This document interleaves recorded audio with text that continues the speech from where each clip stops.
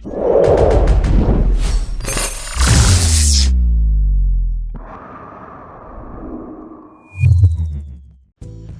humans, and welcome to another episode of Gen X Gamer. Xbox rejected Grand Theft Auto 3. What a blunder. Can you imagine going back in history? Oh man, if you're a channel member, let me tell you, happy Monday. For those of you who are not channel members, happy Sunday. These come out a week ahead. I'm doing the evergreen content ahead of time, and that's what I post, and you get access to it early. But let's talk about this particular instance here. Guys, you know, there's business opportunities that you can look back to and you can say, man, how did I screw that up, right? You really screwed it up. And what is disappointing about this particular instance is that it looks like the bean counters at Xbox didn't even do basic math. They didn't even do basic research. They didn't play with the numbers at all, because there's so many ways that you could have done this deal. You could have done a great deal. The most outstanding deal ever. That's a bad Donald Trump. But really, you could have done this any type of way. So let's go back in time and picture this, right? Rockstar comes up to you and says, we want to develop Grand Theft Auto 3 in 3D. And we think it'd be great on the Xbox platform. However, we need some money. We need some money to get it done. And Microsoft said, absolutely not. We don't think it's going to translate from a 2D to a 3D environment. And they just turned them down. No other negotiation. That was it. Guys, these guys had to be some of the most inexperienced idiots ever, because the first thing you have to do is say, okay, what are you offering me? Right? And they're offering you a franchise which just sold on GTA 2 million units. Right? That's a fan base that they're trying to bring you on your console that you're trying to start up. Right? And it's not an all or nothing proposition.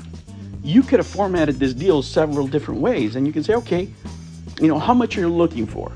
Well, let's just, do, round numbers back in the day. Let's say they asked for $10 million. Right? And you want to secure this property exclusively for your console, because you already know that on your competitor's console, they were able to sell 2 million units. How do you do that? Well, you could work out a deal, right? And I'm just spitballing out here because these guys could have done any of these things, right? This is just basic negotiations. Okay, first, we want a proof of concept. How much would that cost, right? How much would that cost to give me a proof of concept? And let's just say, for the sake of argument, they say $2 million. You say, okay, we'll give you the $2 million for the proof of concept. If it doesn't work, it doesn't work. We're okay. But attached to that, I want you to give me an exclusive version of Grand Theft Auto 2. Or it could have been China Wars. It could have been, another. You could have done a Vice City in 2D, whatever it is. But you're bringing a fan base already. That game would have cost less money to develop, because you already had, a lot of the graphics in place, right? You had all the mechanics in place. It wouldn't have been as costly as making a brand new game. Or you could have done, a special edition, or, a number of things. But bring a title that is only going to be playable on the Xbox, right? And you give them the development money for proof of concept. Well, they're going to say, well, I could just go somewhere else and I can get the $10 million from Sony. Well, that's where you sweeten the pot. You say, okay, if you give me that proof of concept, not only am I buying this other GTA 2 that you already did, right? That's going to cost you less to make, but I'll give you $15 million or $20 million, whatever it is, right? Because once they prove it to you, then you know you're going to make some money. But none of these options were explored. None of it. Nobody sat down and said, okay, let's look at this thing. And just look at the numbers. Let's say, for the sake of argument, right? For the sake of argument, that not all 2 million players are going to go out and buy, an Xbox just to play Grand Theft Auto at that point, right? Let's say you only get 1 million. Okay, What was the price of video games back then? $39.99, $40? You have $40 million. You're potentially investing $17 million, maybe 20, with the promise of getting a brand new, groundbreaking game. You might lose $2 million, right? But you wouldn't lose $10 million, which is the reason that these guys didn't cut the deal in the first place. You have to, put money down. You have to risk money in order to make money. Nothing's guaranteed in the video game industry, of course. Nothing is. But these guys didn't even try. They didn't even try. And it's like business 101. You don't say no right away. You don't say no without giving it to your team, giving it to your project managers to look at the feasibility of what kind of numbers you're looking for. Because when you negotiate beyond what somebody's offering you. And when you're selling something, you want to offer something beyond what you're selling at the moment, right? So when you're selling the project, you say, okay, for $10 million, I'll give you exclusivity for this title.